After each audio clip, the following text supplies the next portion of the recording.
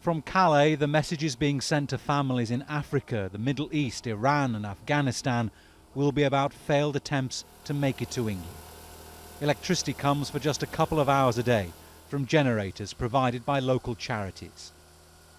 This camp has nothing for the around 600 migrants stuck here. On a freezing, windy December day, it's a hopeless place.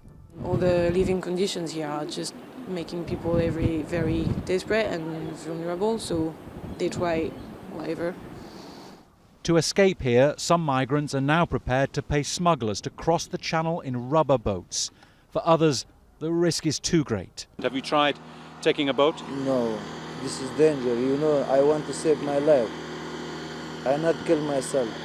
Why? Because this is important, my life. This is danger thing. Who is take the boat? This is don't have the mind. The French and British governments have spent millions of dollars fortifying Calais port against people trying to stow away on lorries. It's one theory why more people are turning to boats.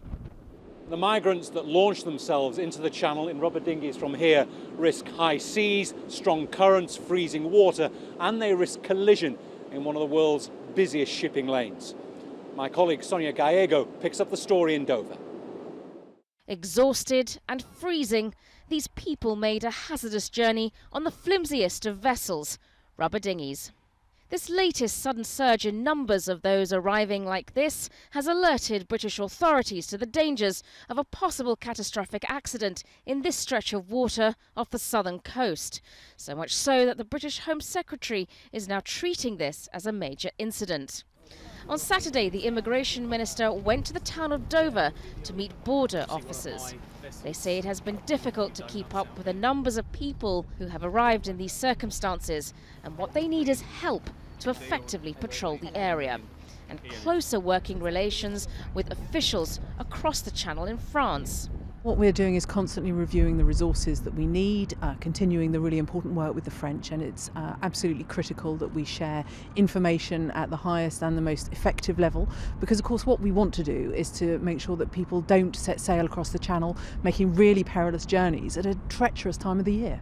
It may only be a 50-kilometre journey between Calais and Dover, but the English Channel is also one of the world's busiest shipping lanes. And while some politicians here in Britain have called for more patrols, the concern is that this will merely encourage others to come and make that dangerous journey.